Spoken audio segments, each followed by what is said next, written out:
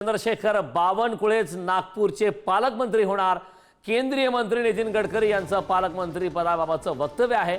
मुख्यमंत्री फडणवीस लवकरच पालकमंत्र्यांची घोषणा करणार अशी देखील माहिती आता नितीन गडकरी यांनी दिली आहे। त्यामुळे पालकमंत्री संदर्भात एक मोठी अपडेट समोर येते आहे। उपराजधानी नागपूरचं पालकमंत्री पद चंद्रशेखर बावनकुळे यांच्याकडे असणार। जे महसूल मंत्री एक महत्त्वाचं खातं बावनकुळे यांच्याकडे आहे।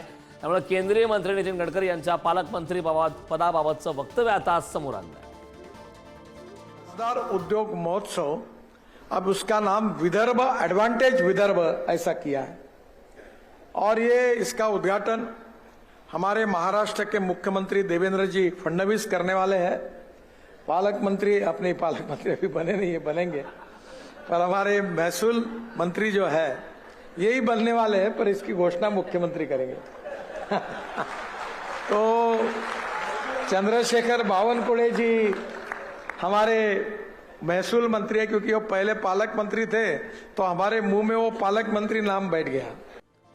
तर केंद्रीय मंत्री नितीन गडकरी यांनी एक सूचक वक्तव्य दिलेलं आहे। पालकमंत्री संदर्भात वक्तव्य केलं आहे। उपराजधानी नागपूरचं पालकमंत्री पद महसूल मंत्री चंद्रशेखर बावनकुळे यांच्याकडेच असणार अशा प्रकारचं एक वक्तव्य आता नितीन गडकरी यांनी केलं आहे।